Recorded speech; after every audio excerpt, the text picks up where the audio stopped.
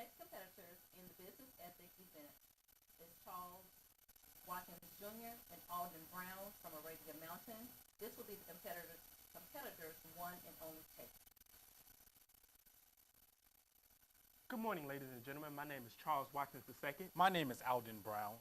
and today we've come to paint a picture of discomfort, Agony, torment, misery. and sheer pain that animals undergo while they are being tested for human-intended products. But We also want to share with you why product safety testing should not be allowed to kill and torture animals. Potter Stewart once said, "Ethics is knowing the difference between what you have a right to do and what is right to do." As you know, our society is becoming more innovative in fields such as medicine or household cleaning products, but to ensure that these products will not harm humans and to predict toxicity, corrosivity, and other safety variables, as well as the effectiveness of these new drugs, animals were often tortured and killed.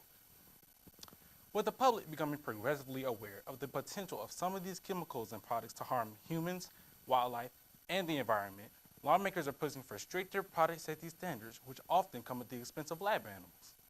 And although some DNA between humans and animals is relative, product safety testing is not only unethical in its methods, but it is also a risky practice because even if trials are successful for animals, it does not necessarily mean that they will be beneficial to humans as well. now it has been reported that over 20 million animals are used each year to test the safety of things such as foods, vaccines, and household cleaners for both people and animals. But it is quite simple to see that over 20 million of these products do not come out every year. That in itself causes for question and proves that in fact some of these tests are failures.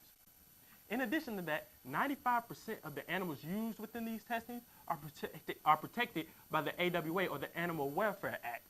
This act not only prevents them from being tested on, but also prevents them from being taken in for research. This shows that businesses are looking ahead towards the profit side of things and are becoming more inhumane and unethical with their practices. The Center for Laboratory and Animal Welfare stated that government statistics show that approximately 5% of animal usage in scientific research was for product safety testing. In fact, a 2011 poll of nearly 1,000 biomedical scientists conducted by the science journal Nature stated that 90% of those scientists agreed that animals' use in research is essential. And according to the Humane Society, registration of a single pesticide requires more than 50 experiments and the use of as nearly as 12,000 lab animals. And despite the millions of animals used each year in experiments, on average, only 25 new medicines are approved annually by the U.S. Food and Drug Administration. An example of this animal cruelty occurred in 2013. Three surgeons, Donna Sonnabend and Andrew Young, both orthopedic surgeons, and Carl Hallett, a veterinarian surgeon, surgically cut the tendons in the rotator cuff of baboons' healthy arms in order to replicate the healing process in humans. After the surgery and torture was completed, formal post-operative immobilization was not used since the immobilization of a baboon arm in a sling or splint was not feasible. To study the resultant healing factor, the baboons were killed in pairs of twos, from 4 weeks all the way up to the last two being killed at 15 weeks. As stated previously, formal post-operative immobilization was not used. However, after surgery in a human, immobilization will be a standard procedure, thus immediately falsifying the results of this experiment, meaning that the torture and death of these animals was all for nothing.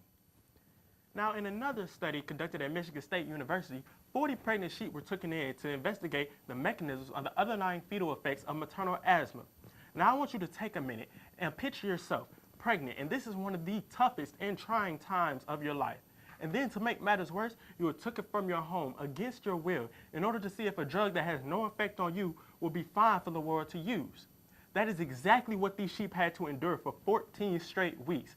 These sheep, who mind you are protected under the AWA, were subject to weekly closings of their airways and did not receive any food during this time.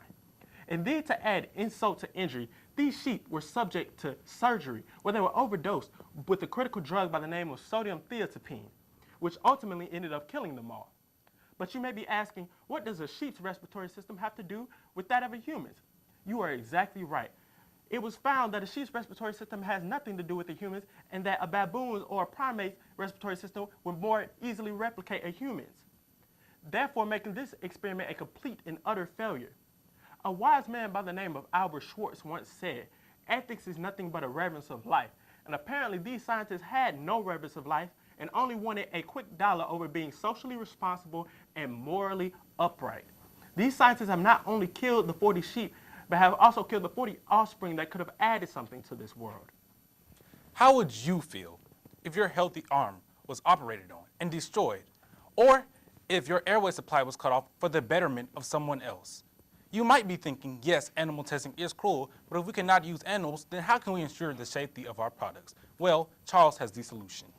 Now, among the many tests that would be better than blatant animal testing, vitro tests would be the best. They are grown in in-glass laboratories and are proven to be more reliable and cost less and are less harmful to animals. You might be thinking, yes, animal testing is a cruel process, but if we cannot use animals, then how can we ensure the safetyness of our products yet again? Well, you can also use cells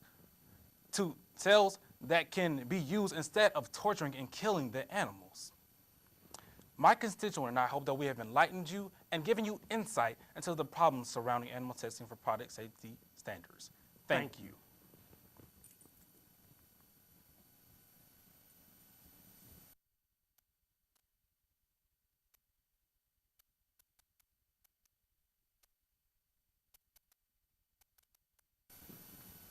This concludes the business ethics event. No additional tapes were allowed.